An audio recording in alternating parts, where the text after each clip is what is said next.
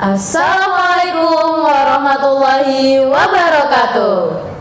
Assalamualaikum warahmatullahi wabarakatuh. Shalom, salam sejahtera untuk kita semua. Om Swastiastu, Namo Buddhaya, dan salam kebajikan. Halo Sobat CK, apa kabarnya? Sehat. Kembali lagi di podcast SMP 1 Kudus yang selalu menggali informasi, menambah inspirasi. Kali ini, dalam rangka hari ulang tahun ke-76 SMP 1 Kudus, kita mengangkat tema yang relate banget sama kehidupan sekarang. Apalagi kita anak Gen Z nih. Tema yang kita ambil kali ini adalah inovasi berkelanjutan. Artinya, bukan cuma ide yang ramai di awal, tapi juga tetap konsisten jalan dan punya dampak.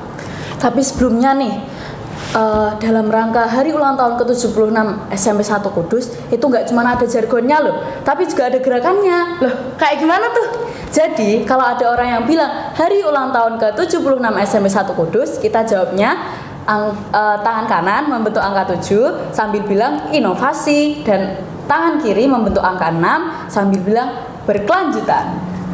Yuk kita cobain bareng-bareng biar teman-teman di rumah juga bisa praktekin. Hari ulang tahun ke-76 SMP 1 Kudus, inovasi berkelanjutan.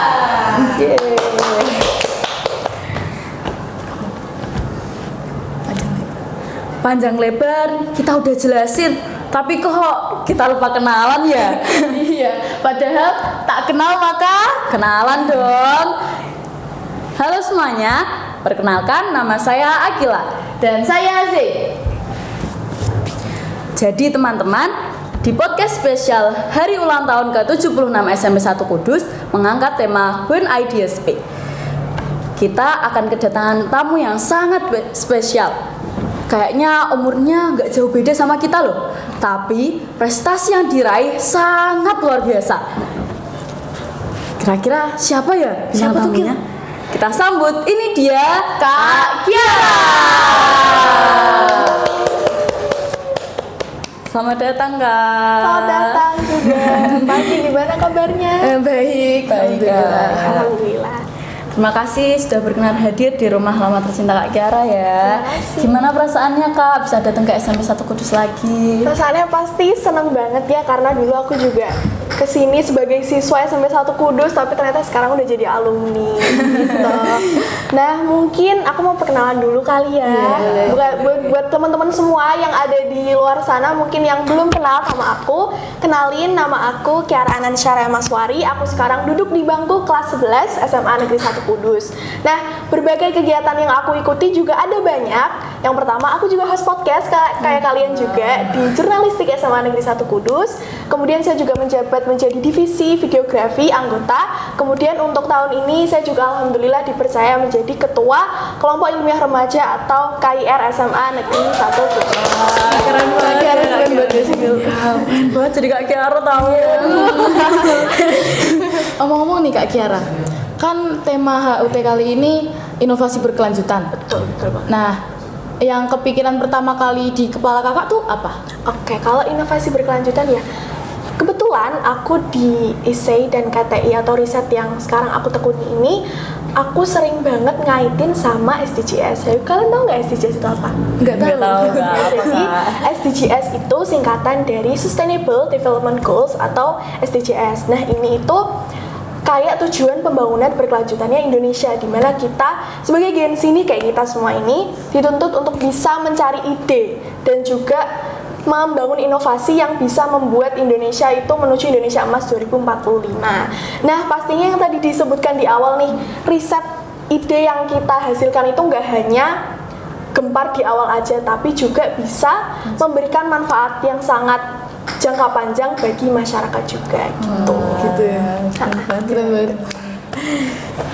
Nah, kakak kan punya banyak prestasi nih, istilahnya segudang prestasi. Betul.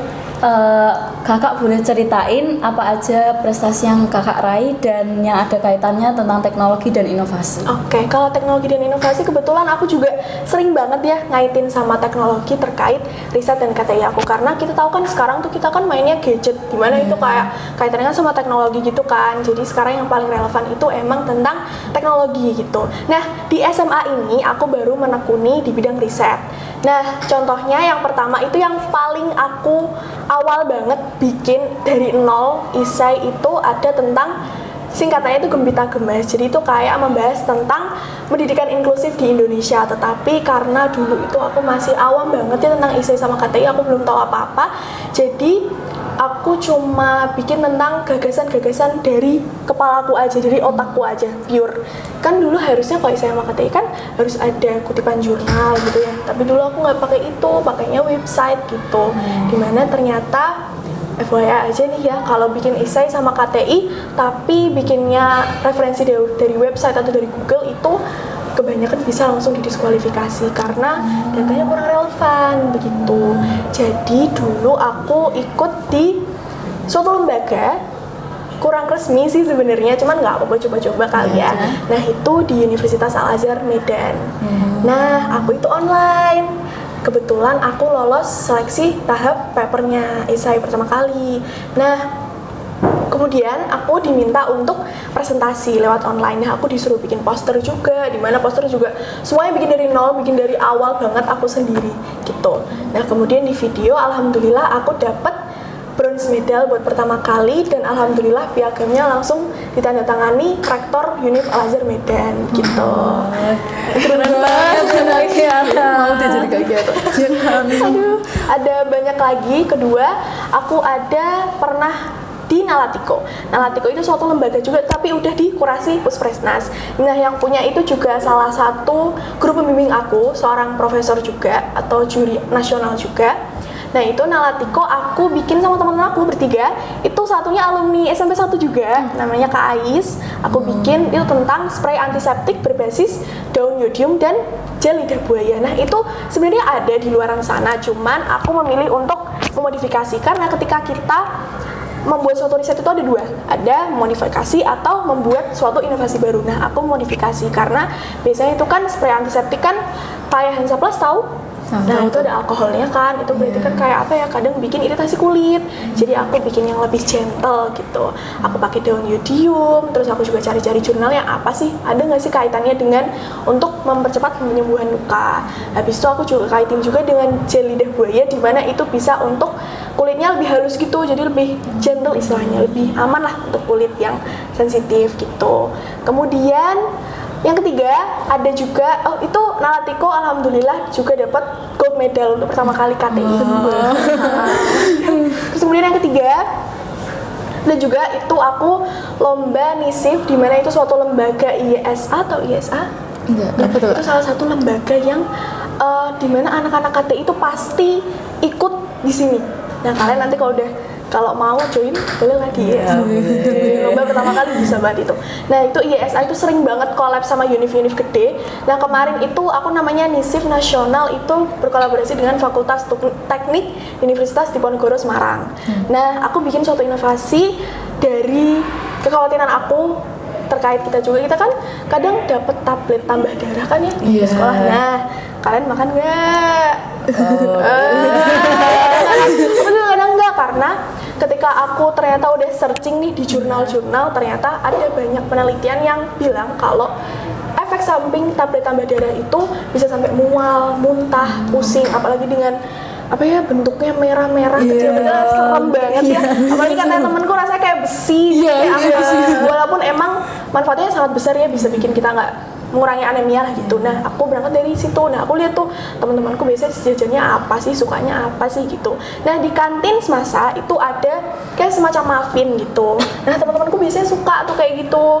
Nah, akhirnya aku kepikiran nih bikin ide, kira-kira apa ya yang bisa bikin kita itu, terutama anak-anak remaja kan dia menstruasi tiap bulan ya, pasti butuh banyak darah untuk mencegah anemia. Jadi aku bikin muffin berbasis pisang Ambon sama daun bayam. Nah, aku juga cari-cari jurnalnya.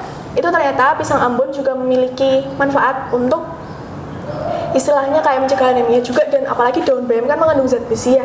Jadi aku campurin dua itu, tapi tenang aja rasanya nggak kayak bayam, rasanya udah aku sesuaikan menjadi kayak muffin pisang gitu. Jadi setelah aku teliti-teliti juga, aku dari studi literatur, jadi studi yang dari jurnal itu juga menyatakan bisa cukup tinggi, bisa untuk menyelingi apabila kayak aduh males makan tablet tambah darah, ini bisa nih muffin lah tiap hari dimakan, bisa dong, doyan lah ya muffin pisang kan. Alhamdulillah kemarin setelah presentasi aku juga dapet gold medal. Kemudian ini setelahnya aku ada ikut, akhirnya aku beranikan diri untuk bisa ikut lomba di universitas. Nah, pertama kali itu aku bikin di UMK. Nah, ini tapi esai bukan KTI. Nah, esai aku bikin tentang mycorrhizae. Nah, mycorrhizae ini kan tentang suatu inovasi teknologi pertanian. Nah, kalian kadang kalau nanam tanaman nih, kita lihat nih atasnya subur, tapi kan pasti mikirnya kayak udahlah pasti bawahnya juga subur lah, pasti udah gembur lah, udah sehat gitu kan. Udah enggak. Sebenarnya kalau suatu tanaman itu kalau atasnya itu terlihat subur, belum pasti bawahnya itu subur. Nah, jadi aku bikin suatu inovasi di mana memanfaatkan namanya jamur Mycorrhiza arbuscula. Itu dalam biologi itu kayak seperti jamur yang ada bisa membentuk jaringan-jaringan tebal gitu. Jadi untuk menopang bagian tanah atau pokoknya menggemburkan tanah gitu. Jadi di situ aku juga memasukkan teknologi, ada beberapa teknologi yang bakal dimasukkan di dalam tanah gitu untuk memantau si pertumbuhan Mycorrhiza arbuscula. Nah, jadi itu kayak IoT gitu, teknologi juga. Jadi si jamur Mycorrhiza arbuscula ini bisa bersimbiosis lah begitu sama tanaman, biar tanamannya itu bisa tambah subur begitu. Kemudian aku itu alhamdulillah dapat juara 2 di UMK. Terus selanjutnya ini yang paling gong menurut aku, penelitian yang paling aku banggakan itu ketika di Universitas Gadjah Mada. Itu pertama kali banget aku seberani itu ambil di univ-univ gede, dimana mungkin kan top 3 ya, top 5 univ ya. Kadang kan takut ya, cuman aku akhirnya aduh harus berani gitu. Nah, aku bikin suatu inovasi sejarah, dimana aku sebenarnya nggak suka banget sejarah, cuman karena aku kayak aduh coba-coba deh, nggak apa sejarah gitu kan, teknologi, supaya aku pengen bikin yang berbeda-beda bidang gitu. Aku menekuni tentang sejarah, aku baca-baca jurnal-jurnal tentang sejarah juga, dan aku nemu ini urgensi saat ini. Kalian tahu syair-syair atau naskah kuno yang biasa di Arab sana, di timur? Syair Hamzah Al-Fasri gitu, atau naskah-naskah kuno.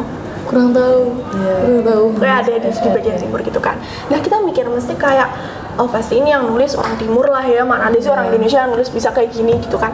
Tapi sebenarnya di Indonesia itu ada berbagai lembaran-lembaran naskah kuno yang mereka tuh sebenarnya bekerja sama penulis-penulis timur gitu. Jadi sebenarnya kita tuh kadang kita kayak nggak tahu, kayak kita tuh kadang kayak di bagian analisis SWOT ya aku tambahin kayak bisa mendukung diplomasi budaya Indonesia gitu. Karena ketika nanti ini tuh bisa diangkat, kita jadi bisa ngerti ternyata banyak loh penulis Indonesia yang juga berkolaborasi atau ikut nimbrung sama penulis-penulis Arab di luar sana. Jadi aku bikin suatu inovasi yang berbasis graph intelligence, di mana itu ada kayak suatu grafik yang menghubungkan banyak-banyak penulis. Jadi kita bisa ngerti nih biodata dari si penulis ini tuh ternyata ada loh dari orang Indonesia juga. Dan juga kadang kan naskah kuno kan ada yang apa ya udah usang gitu ya, habis itu terus kayak sobek-sobek kertasnya hilang kalimatnya. Nah, di situ juga ada suatu fitur yang bisa mendeteksi AI, di mana itu nanti bakal ada intinya tulisnya itu apa. Jadi kalau yang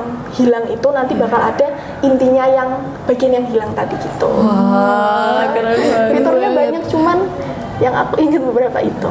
Dan alhamdulillah kemarin aku dapat di juara 1 di Universitas Gadjah Mada. Kemudian aku lombakan lagi, tetapi aku modifikasi sedikit, dapat juara 1 di UMK dan presentasi terbaik. Kemudian next ada lagi paling terakhir yang baru banget 2 minggu lalu aku laksanakan, yang paling bikin pusing itu aku akhirnya beranikan diri di Universitas 11 Maret Fakultas Kedokteran.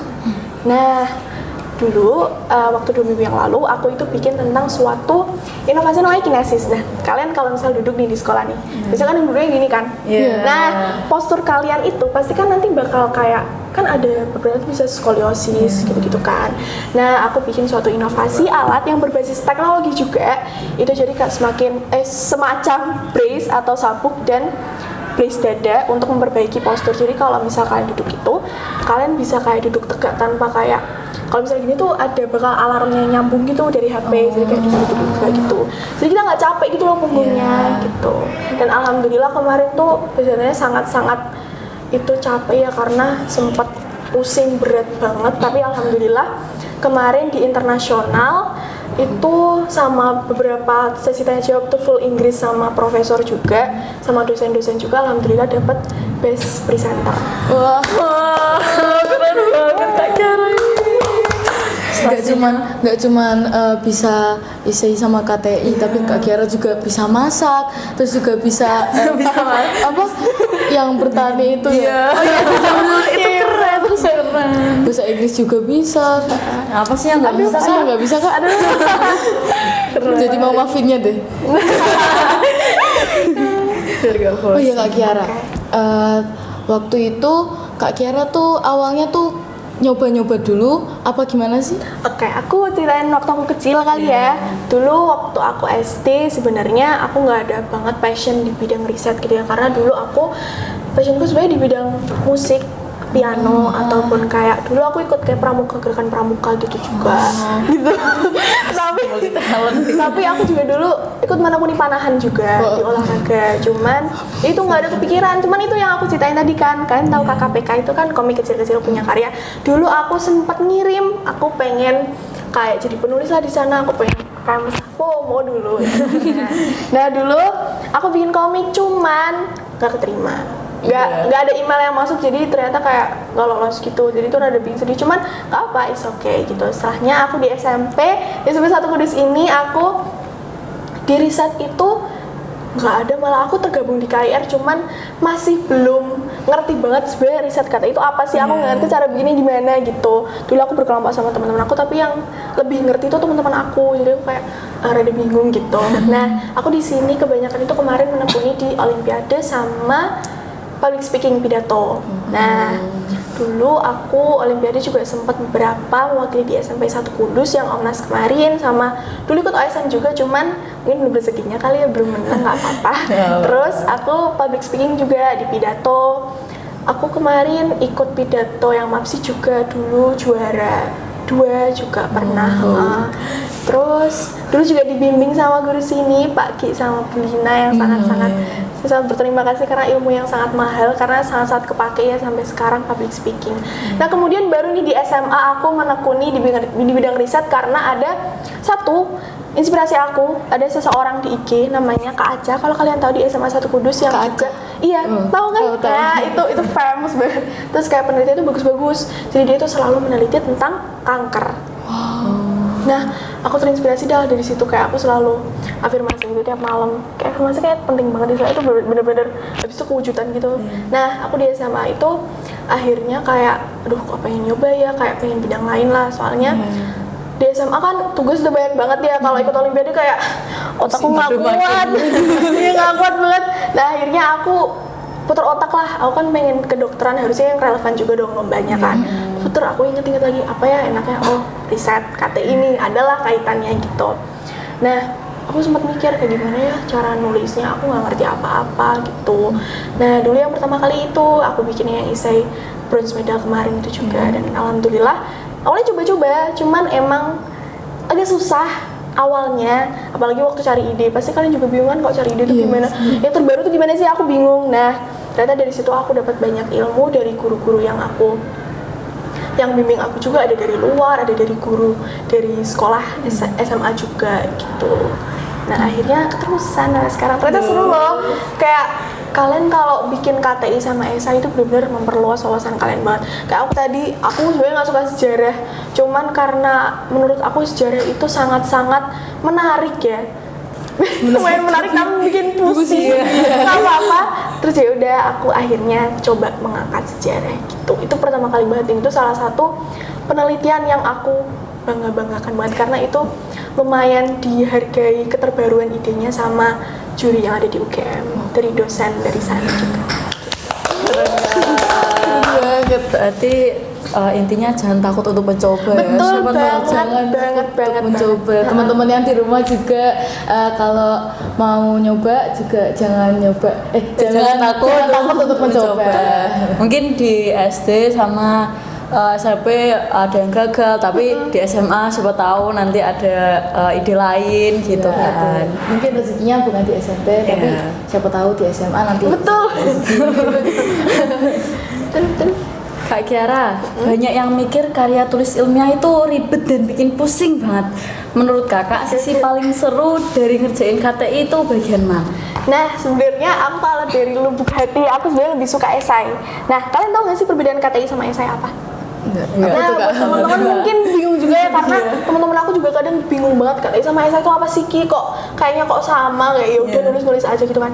Totally itu beda guys, beda banget. Karena kalau KTI itu harus ada produk jadinya, harus udah diimplementasikan di masyarakat, sudah ada harus eksperimennya, penelitiannya. Kalau esai itu nggak harus kayak gitu. Jadi cukup gagasan umum kita aja didukung dengan jurnal-jurnal kutipan-kutipan sama prototype udah cukup. Nah, kayak gitu aja. Habis itu tambahin analisis SWOT, tabel komparatif, habis itu analisis lainnya, itu udah cukup. Tapi kalau KTI itu benar-benar harus ada produk jadi, kita benar-benar harus mulai dari awal. Nah, aku pernah kan bikinnya KTI itu, menurutku part paling seru itu ketika kita nyari ide sama ketika kita eksperimen. Nah, dulu aku karena sebenarnya itu kalau mau penelitian eksperimen gitu ya, enak itu kalau di lab universitas karena kan lebih lengkap gitu ya alat-alatnya gitu. Walaupun emang harus menyewa ya kayak gitu.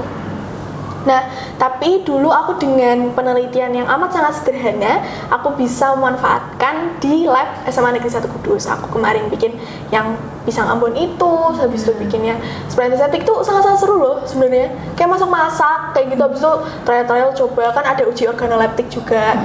Nah, itu ditulis rasanya kayak gimana, kita nyobain ke teman-teman juga. Kira-kira enak gak sih kayak gitu? Apakah benar-benar bisa mencegah anemia atau enggak kayak gitu. Terus spray antiseptik juga langsung dicobain ke tangan. Ternyata pas aku dicobain ke tanganku, aku kan tipe yang kulit lumayan sensitif ya, jadi pas banget kalau misal aku emang dijadiin sebagai uji coba gitu. Jadi aku cobalah di tangan aku, ternyata seminggu 2 minggu nggak gatal sama sekali, nggak iritasi gitu. Jadi ternyata bisa berhasil penelitiannya. Jadi menurutku part paling seru itu ketika eksperimen sama mencari ide. Nah, kalau esai itu juga sama, ketika kita mencari ide itu menurutku salah satu part yang paling seru sama bikin prototype. Nah, gitu. Itu part paling sangat seru. Eksperimen. Ya Kak Kiara, kan kayak riset-riset Kak Kiara tuh idenya keren-keren banget tuh ya. Idenya itu biasanya Kak Kiara dari mana sih? Dari cari dari mana ya? atau dari mana gitu? Oke. Jadi ketika kita meneliti sesuatu yang aku dapetin dari beberapa aku mengikuti seminar sama workshop beberapa dari dosen sama juri profesor juga, itu yang disebutin pertama kali adalah seberapa penting sih penelitian kita sama seberapa urgensi penelitian kita di masyarakat, apakah bisa dimanfaatkan dalam masa jangka yang akan panjang ini. Nah, itu ketika aku mencari ide, aku biasanya lihat dulu di sekitar, kira-kira tuh yang dibutuhin sekarang tuh apa sih. Nah, kalau enggak, kalian bisa manfaatin AI. Nah, di penulisan esai sama KTI itu nggak diperbolehkan buat gunain AI itu enggak kok, maksudnya masih boleh, cuman emang harus diminimalisir karena ketika kalian bikin suatu esai atau KTI tetapi batas plagiarisme kalian tuh melebihi 20% itu bisa langsung didiskualifikasi. Nah, aku biasanya manfaatin AI kayak apa sih yang hari ini tuh sedang urgensi gitu. Misalnya tentang banjir, kita cari tuh di Google, di website internet apapun itu. Kalau itu nggak apa ya di website, tapi kalau emang data harus dari jurnal. Nah, dari AI aku juga mikir apa aja sih yang dibutuhkan sekarang ini gitu. Nah, ketika kalian udah tahu, barulah kalian bikin suatu KTI atau esainya dimulai dengan judul dulu begitu. Nah, kalau dulu itu aku waktu yang di UGM plagiarismeku itu cuma 2%. Jadi kecil ya, jadi bisa kemungkinan gede banget bisa masuk juara itu karena itu sih. Yang penting nggak apa-apa manfaatin AI buat nyari ide, nggak apa-apa banget. Tapi asalkan ketika kita pembuatannya jangan pakai AI. Pokoknya gagasan yang ada di ide kita aja, yang ada di otak kita tuangin semua. Habis itu kalian baru cari jurnal-jurnalnya itu biasanya di Mendeley atau Google Scholar. Jangan dari Google. karena bisa didiskualifikasi. Soalnya teman aku pernah kayak gitu kan, akhirnya nggak masuk final. Terus yang paling penting juga, esai sama KTI itu juga referensi jurnalnya berbeda. Kalau esai itu maksimal banget jurnal yang harus dikutip itu 5 tahun terakhir. Tapi kalau KTI itu boleh 10 tahun terakhir. Ketika kalian hari ini 2026, kalian ngutipnya 1990, itu ada banget teman aku kayak gitu, akhirnya apa nggak masuk. Kalau akhirnya yang lolos esaiku karena aku ngutipnya 5 tahun ke belakang, karena kan kita bikin inovasi kan buat hari ini, bukan buat tahun lalu ngapain ya kan. Nah jadi kita bikinnya untuk hari ini dan untuk masa depan. Yang penting bukan buat masa lalu, karena udah terrealisasikan dari orang-orang lain gitu ya. Gitu. Ide-idenya tuh keren banget tau, kayak berarti harus riset, sering-sering baca-baca jurnal, baca buku juga. Menurut kakak, inovasi itu harus selalu canggih dan mahal gak sih biar bisa dibilang keren? Enggak. Langsung enggak. Ini banyak banget ya pertanyaan yang dilontarkan sama teman-teman aku waktu ikut workshop juga kemarin-kemarin. Itu banyak dijawab juga. Dulu aku kan ikut Young Scientist juga training camp itu kan. Itu sempat ditanya juga sama teman-teman aku, apakah harus selalu mahal, apakah selalu harus canggih? Sebenarnya enggak, karena kita di Indonesia itu ada namanya BRIN, Badan Riset Ilmiah Nasional kayaknya. Pokoknya itu BRIN yang menaungi suatu lembaga di Indonesia yang menaungi tentang riset. Nah dari situ biasanya itu kita bisa dapat kayak pendanaan gitu, biaya-biaya. Tapi kayak KTI yang aku kemarin gunain itu, yang kayak Spinavin, banana muffin itu sama yang antiseptik itu nggak mahal kok. Itu paling aku kemarin cuma habis 100.000 doang. Sebenarnya yang bikin mahal itu kayaknya guru pembimbing deh. Kalau kita nyewa dari luar tuh amat sangat mahal. Aku bisa mengakui amat sangat mahal karena aku dari luar juga, nyewa dari luar juga. Jadi untuk memperdalam lah kayak gitu dulu bisa sampai, kalau esai yang internasional itu yang insya Allah aku ikutin Cambridge kayaknya itu bisa sampai 1,2, cuman nggak apa-apa, cuman nggak harus, nggak harus, cuman aku pengen memperdalam aja tentang esai. Tapi aku juga pernah kok nyewa yang cuma 100.000 itu, udah top banget. Itu aku dapat juara 1 UGM, juara 1 UMK, juara 2 UMK. Tapi karena aku pengen memperdalam dan mungkin ini kan levelnya internasional, jadi aku pengen tahu coach yang ini apakah mempunyai sudut pandang yang berbeda dengan coach satunya, karena ini kan udah skala University Cambridge ya, jadi mungkin bakal berbeda gitu. Jadi nggak harus yang di teknologi kok. Mending kalian kalau first time ambilnya esai, karena itu nggak harus bikin teknologi, tinggal kalian tulis aja, tulis tangan, selesai. Habis itu kalian bisa guru pembimbing kalian minta tolong dimintain ini revisinya kira-kira apa aja ya gitu. Nah baru direvisi, selesai kirim, udah presentasi. Kalian kalau presentasi nanti dipuji juri, yang penting kalian harus energik dan juga sangat harus senyum. Pokoknya kalian harus yang menguasai. Pokoknya mungkin kan kalian kalau misal presentasi kan kayak depan dosen nih, profesor, kayak aduh aku bingung ini gimana ya, kayak pasti mereka yang lebih tahu. Aku takut, aku nggak ngerti apa-apa. Nggak apa-apa, karena kalian tuh mindsetnya gini aja, inovasi ini aku yang tahu, beliau nggak tahu, belum tahu apa-apa tentang inovasiku, aku jelasin sebisa mungkin, aku energik, aku bisa. Terus jangan lupa senyum juga. Nah, udah. Kalian kalau dipuji juri, aku sempat beberapa kali dipuji juri, pasti menang, pegang omongan. Pasti menang. Kalau nggak dapat juara, minimal dapat best presenter. Pasti itu dapat. Keren ya berarti. Jadi pengen nyoba. Nyoba dong. Gas. Berarti nggak harus yang mahal gitu. Nggak harus. Sederhana tapi bisa sampai. Ya, yang penting impactnya gede buat Indonesia. Yang penting juga harus ada kemauan juga ya. Betul. Yang penting kemauannya tinggi, nggak hanya sampai di tengah-tengah gitu. Yang penting sampai akhir bisa ke jalan gitu. Kak Kiara pernah nggak sih ngerasa kayak capek, terus ngestak di tengah, terus pengen ngerasa berhenti gitu? Pernah banget. Ini juga, ini pertanyaan yang juga dilontarin sama teman-teman aku juga dulu. Nah, itu kalau kata profesor itu tentang gimana cara kita ngubah mindset kita. Nah, kita kan kadang nulis ya, tapi kalau misal kita stuck di tengah-tengah, kita kembali mikir kayak aku tuh bikin ini itu buat apa sih? Kok aku pengen sampai akhir? Tapi percaya deh, kalau kalian udah bikin satu paper, pasti rasanya bangga betul, rasanya jadi kayak profesor, dosen terkenal di Indonesia, luar negeri, itu rasanya kayak gitu. Aku dulu kayak gitu, soalnya kayak aduh bangga banget nih abis ini di publish jurnal kali ya gitu, udah kayak gitu. Nah aku tuh pernah ngerasa stuck, apalagi kemarin waktu yang di Fakultas Kedokteran UNS yang internasional itu, aku sempat ngalamin 2 hari sakit, kepala pusing berat berat banget. Itu rasanya kayak udah gak bisa ngapa-ngapain kan. Itu 2 hari, sekitar 3 hari. Aku 2 hari masuk UKS sekolah. Tapi kayak aku akhirnya, aduh sayang dong kalau dilewatin kan. Aku kelas 12 udah sibuk sama nanti TKA lain-lain. Akhirnya udahlah nggak apa-apa, dicoba aja sebisa mungkin. Nah akhirnya aku nyoba, aku dengan mindset kayak udah nggak apa ini sebisanya aja gitu. Nah akhirnya aku latihan dikit sambil pusing-pusing tapi nggak apa-apa. Akhirnya ya membuahkan hasil ya alhamdulillah. Walaupun itu itu pertama kali banget itu pakai bahasa Inggris dan sangat-sangat bikin pusing. Nah kemudian misalnya nih kalau lomba, kalian mau dong uangnya? Ya kan? Gede banget uangnya kan.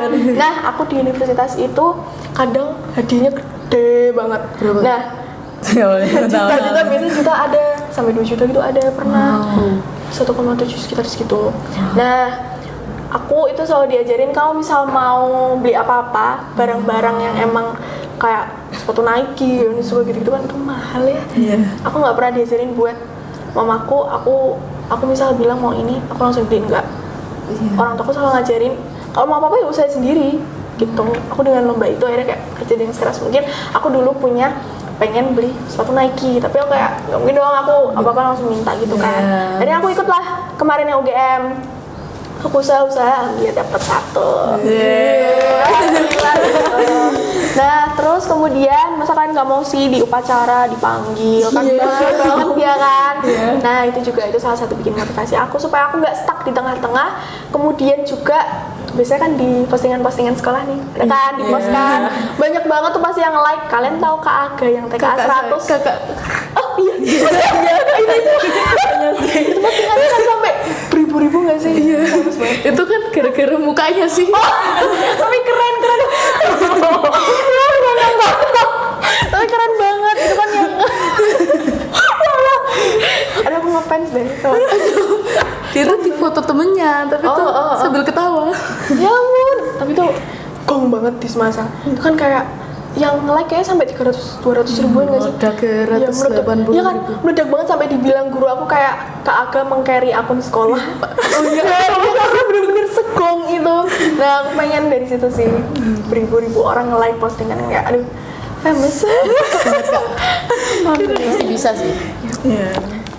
Berarti intinya istirahat tuh boleh, tapi berhenti jangan. Ya betul banget. Jangan berhenti di tengah-tengah karena ketika kita udah bikin satu paper tuh rasanya kayak bangga banget kayak jadi dosen gitu, profesor. Gitu. Kak, lebih susah mana menurut kakak antara mulai bikin inovasi atau konsisten ngejalaninnya? Ngejar inovasi atau konsisten Ngejalaninnya. Mulai Konsisten bikin ngejalaninnya. inovasi. Menurutku ya itu sih konsisten ngejalaninnya sih. Sebenarnya kadang tuh banyak banget ya godaan kayak oh ini apalagi kalau sekolah banyak tugas kan. Nah dispenku tuh juga kadang rada sulit. Kadang sedikit sulit kalau untuk dispen untuk keluar kelas gitu. Nah terus kan kadang kayak banyak banget ya tugas-tugas, apalagi kelas 11 tuh banyak banget tugasnya kayak bikin pusing. Ada ulangan habis itu kan, habis begitu biasanya ada ulangan pasti satu ada aja. Dan tugas tuh pasti ada aja dan itu kayak kadang mungkin aduh gimana ya, apalagi cuma aku jadi kaya, aku juga bisa harus ngendel itu, aku juga jurnalistik juga kan. Menurutku itu konsisten ngejalanin itu sangat-sangat sulit karena banyak banget godaan di luar. Tapi itu aku kembali dengan mindset aku yang bikin aku bisa selesai nulisku, karyaku sampai akhir gitu sih. Ibaratnya baju baru sih kayak kita tuh awal-awal kayak pengen banget, terus tapi akhir-akhir tuh agak bosen gitu.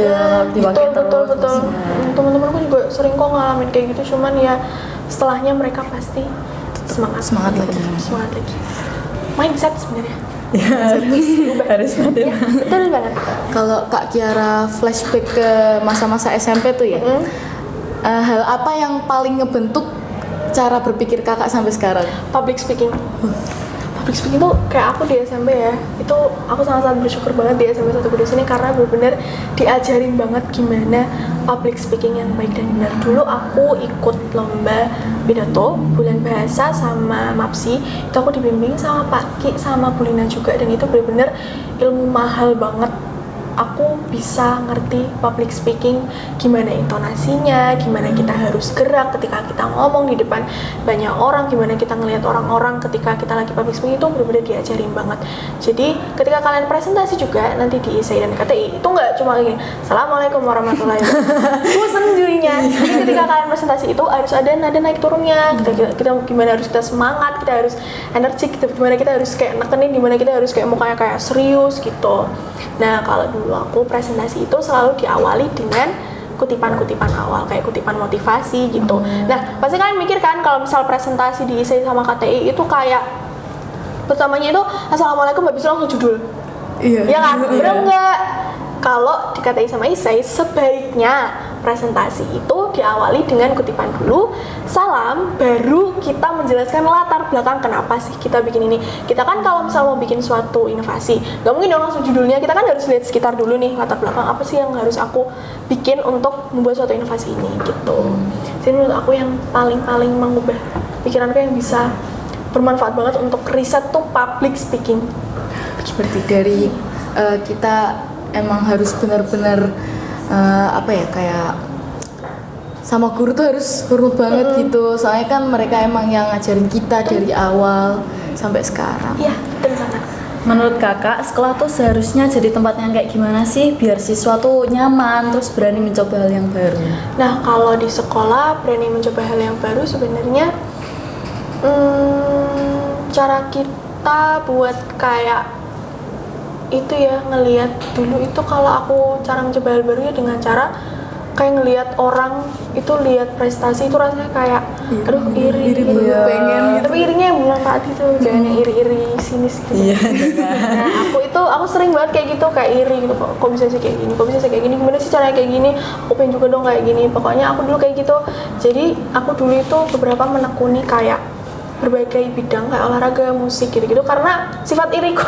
Tapi irinya bermanfaat. Iya, teman-teman akhirnya kayak aku mikirkan mah aku pengen kayak gini gitu. Dan alhamdulillah orang tuaku juga selalu dukung apa yang emang aku mau. Pokoknya manfaatkan kekayaan orang tua dengan baik. Gitu. Nah, aku akhirnya mencoba-coba tuh hal baru. Di sekolah juga teman-temanku gitu. Aku dikelilingi sama teman-teman yang sangat-sangat hebat. Di kelasku itu ada ketua OSIS, ada yang sering MC juga, ada yang ketua seksi bidang, ada yang join forum OSIS Kudus, ada anak OSN tim inti. Itu banyak banget dan aku belajar dari situ. Nah, jadi di situ aku di kelas bener-bener nyaman banget karena teman-temanku bener-bener walaupun kayak gitu mereka nggak sama-sama, mereka tuh malah kayak saling bahu-membahu gitu loh.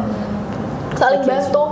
Nah gitu, nah aku dulu juga nggak pernah jadi MC tapi kemarin alhamdulillah waktu ada acara kelas itu aku dipengen jadi MC sama teman aku, akhirnya aku diajarin juga caranya gimana gitu. Nah awalnya juga itu dari iri kayak kok bisa ya kayak gitu, kok bisa ya kayak gini, kok bisa kayak gitu. Nah akhirnya karena teman-teman aku juga dukung, sekolah aku juga nyaman gitu, akhirnya aku bisa berani nyoba hal baru itu. Lingkungan juga mempengaruhi banget. Aku baru nyadar kayak itu sih, aku dikelilingi dengan teman-teman yang kayak gitu, ternyata pikiran aku juga berkembang dan aku jadi bisa nyoba berbagai hal baru dan ternyata teman-teman aku juga kayak gitu. Iya, beberapa dari mereka juga banyak bisa di berbagai bidang, nggak cuma di satu bidang doang. Jadi mereka saling bantu-bantu gitu. Keren ya. Dan masuk semasa. Buat adik-adik SMP 1 Kudus yang ngerasa nggak pede atau kayak bisa ngomong aku biasa aja gitu tuh, pesan dari Kak Kiara tuh apa? Oke.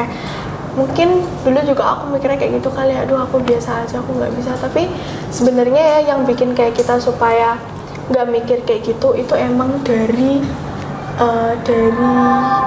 bakat yang kita miliki itu sih. Sebenarnya mengembangkan bakat itu sangat-sangat penting sih. Karena dulu aku pede karena alhamdulillah aku punya bakat yang alhamdulillah aku salurkan dengan baik gitu.